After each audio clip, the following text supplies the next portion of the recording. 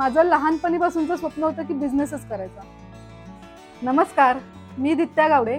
तुम्ही सर्व मला कलाकार दित्या म्हणून ओळखता.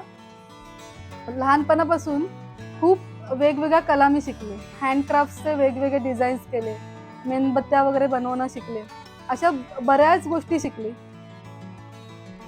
तिने बरेच बिझनेस ट्राय केले. जवळपास हा मी सांगेन 20वा बिझनेस असेल तिचा. हा पण तुला जमेल की नाही, तू नक्की काय ते ठरव. ती म्हणाली नाही, आता हा मी करणारच आहे आणि यात प्रगती करणारच आहे. माझं शिक्षण जरी ग्रॅज्युएशन झालेलं आहे, पण मला जॉब नव्हता करायचा. माझी मुलगी अगदीच 1-1.25 वर्षाची असेल तेव्हा मी हँडमेड ज्वेलरीचा क्लास केला. नंतर त्याच्यामध्ये आवड निर्माण झाली. म्हटलं की ह्याच्यातून आपण घर बसल्या बिझनेस आहे, एकदाच तुम्हाला मटेरियल आणायचं आहे. मिस्टरांना म्हणाले, मिस्टर 500 रुपये, फक्त 500 रुपये द्या. 19 बिझनेसमध्ये तिची जी धडपड दिसत होती ती मला अप्रतिम आवडत होती, ज्याच्यामुळे मला सपोर्ट करण्याची इच्छा मी थांबवू शकलो नाही.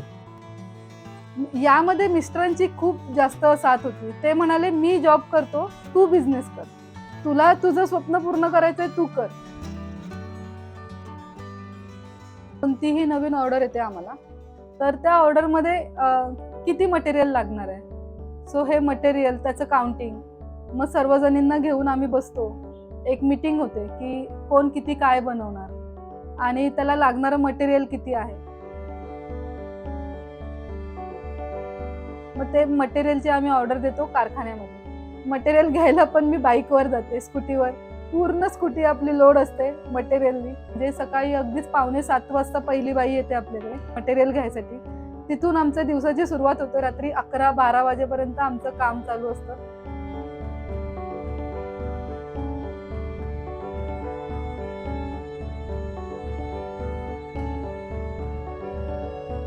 सुरुवातीला मी एकटीच करत होती. ऑर्डर आल्या, आपलं केलं. मग नंतर ऑर्डर वाढायला लागल्या. होलसेलमधून आपल्याला ऑर्डर्स यायला लागल्या. मग तेव्हा असं जाणवलं की नाही, 2 हात कमी पडतायत. मग माझे मिस्टर कामावरनं घरी येऊन करायचे. म्हणजे माझा मुलगा, तो मला हेल्प करायचा. मग थोड्या दिवसांनी माझी आई, बाबा माझे ते पण मदत करायला लागले. असं करता करता करता तरी पण जाणवत होतं की नाही, हे पण कमी पडतंय. Why this business? सो तिने मला रिझन दिलं वुमन एम्पॉवरमेंटची.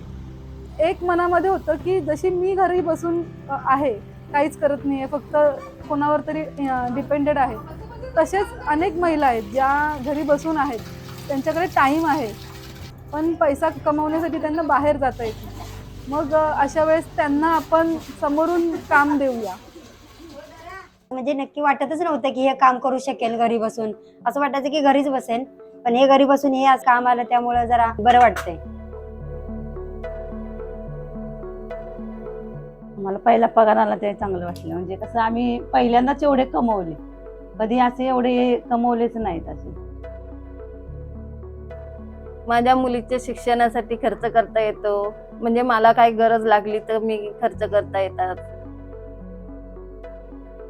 म्हणजे मी जॉब करत होती, पण मुलांमुळे मला बाहेर पडणं शक्य नाही झालं. त्यामुळे मला असं काहीतरी स्वतःचं अर्निंग हवं होतं. मध्यंतरी मिस्टरांचा 2 महिने तरी जॉब गेला होता. तेव्हा काय आम्हाला अजिबात वाटलं नाही की बाबा जॉब नाही आहे, आता कसं होणार, काय वाटणार, कारण माझं काम कंटिन्यू चालूच असतं आणि मला पेमेंट पण चांगलं आहे. त्याच्यामुळे आम्हाला कसलं काही वाटलं नाही, रेंट कसं जाईल, कसं होईल, काय होईल. पण आता आम्ही स्वतःचं रूम बुक केलंय. मिस्टर पण मला ह्या कामात मदत करतात. त्यांच्या पेमेंटवर रूम आम्हाला घेणं शक्य नव्हतं, पण मी त्यांना मदत करते ह्या कामामुळे, तर आम्हाला आता ते रूम घेणं पण शक्य झालेलं आहे. आणि हे सगळं मी मिस्टरांपासून लपून करत होते. पण जेव्हा त्यांनी फुलं बनवलं त्याचं फर्स्ट पेमेंट, तर ते म्हणजे त्या मिस्टरांना मी सांगू शकले की तुम्ही मला बोलला होतात की तू काहीच कर, म्हणजे तुझं इथं जॉब नाही भेटू शकत, तुला 5,000 पण नाही भेटू शकत. तर ते जेव्हा मी त्यांना दिले हातात त्यांच्या, मला पण खूप प्राऊड वाटलं की ठीक आहे, मी पण मुंबईमध्ये आले, पहिल्यांदा मी काहीतरी करू शकते. आपल्याकडे आत्ता 150हून अधिक लेडीज आहेत ज्या घर बसल्या काम करतात. आणि ती इतक्या सहजपणे त्या 150 महिलांना हँडल करते. सो तिच्या मॅनेजमेंट स्किलसाठी हॅट्स ऑफ. एकच प्रसंग खूप मोठा होता की ज्या टायमाला माझा मुलगा 2.5 वर्षाचा होता आणि माझ्या मिस्टरांना हाफ पॅरलाइज झालेला. चांगलं अर्निंग चालू होतं आणि सडनली माझी लेफ्ट हँड साईडचा हात आणि राईट हँड साईडचा फेस हळूहळू नमनेस होत काम करायचं बंद झालं. आय वॉज इन 30s आणि त्या एजमध्ये हे होऊ शकतं मला विश्वासच बसत नव्हता. अक्षरशः ते 9 महिने बेडवर होतं नव्हतं सगळं गेलं. पण दित्याने खचून न जाता जो मला सपोर्ट दिला, प्रत्येक क्षणाला ती माझ्या सोबत होती आणि त्या प्रत्येक पावलागणिक तिने जो मला सपोर्ट दिलेला आहे तो खरंच मी कधीच विसरू शकणार नाही. काम आणि फॅमिली मॅनेज करणं सोपं नव्हतं, कारण का ज्या टायमाला मी हा बिझनेस सुरू केला त्या टायमाला माझी मुलगी फक्त 6 वर्षाची होती. नमस्कार, मी कलाकार दित्याची बाबू आहे. मला आवडतं माझा बेबी नेकलेस. एकदा आमच्या क्लासमध्ये लेक्चर चालू होतं, तर टीचर आम्हाला सगळ्यांना विचारत होते की तुम्हाला मोठा होऊन काय बनायचंय. तर जास्त करून मुलं बोलले की मला बिझनेस करायचंय. तर मग आमचे टीचर बोलायला लागले की एक चॅनल आहे यूट्यूबवरती कलाकार दित्याजी करून, तर ते जस्ट एक्झाम्पल देत होते की त्यांनी केवढूशा टायमामध्ये केवढी जास्त ग्रोथ घेतली वगैरे. टीचरांकडे गेलो आणि मी टीचरांना सांगितलं की कलाकार दित्याजी माझी मम्मी आहे. तर ते सगळे आमच्याकडनं नंबर घ्यायला लागले माझ्याकडनं, माझ्या मम्मीचा. तर तेव्हा मला खूप प्राऊड फील झालं. माझ्या सासूबाई खूप सपोर्ट करतात. मी अभिमानाने सांगू शकते की मला माझं जेवणाचं ताट माझ्या समोर येतंय. झोपेतनं उठल्यानंतर सकाळी चहा माझी रेडी असते, त्यात माझ्या मुलाला डब्बा, सगळं घरातलं ते बघतात. तिला शाळेत नेण्यापासून सगळी कामं ते करतात. ते मला बोललेत की आम्ही नाही करू शकलो, तू कर. एकदम घरात मध्ये आम्ही दोघी सासू सुना असलं तरी मैत्रीचं नातं आहे. छान घरात चाललंय. ती पण मेहनत घेते, तिचा पण पूर्ण विश्वास आहे. आई घरात आहेत म्हणजे टेन्शन नाही.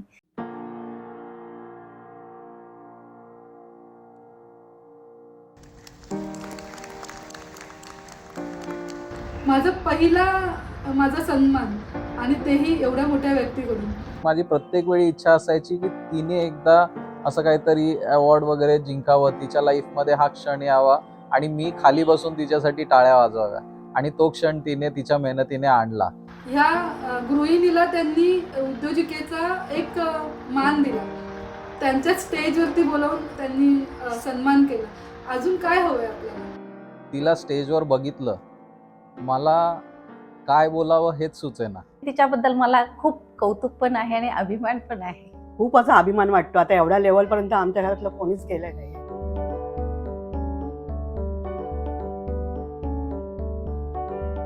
तर एक ऑर्डर होती 5000 नेकलेसची, जी आम्हाला कंप्लीट करायची होती विदिन 8 डेजमध्ये. मी आधी त्यांना विचारलं की करू शकतो का. माझ्या बायका म्हणजे अगदीच कट्टर आहेत माझ्यासोबत. त्या म्हणाल्या, मॅडम तुम्ही घ्या ऑर्डर, आपण 8 दिवसात ती ऑर्डर कंप्लीट करूया. तिथं व्हिडिओ खतरनाक निघाले या बायकांची. त्यात रात्री 2:30 आणि 3 वाजेपर्यंत बसून, त्यांच्या चाळीमध्ये बसून, एवढी थंडी पडलेली असताना ब्लँकेट, स्वेटर आणि त्यांच्या घरातले सगळेजण म्हणजे त्यांचे मिस्टर, त्यांच्या सासूबाई, त्यांची लहान मुलं सगळेजण काम करत होते.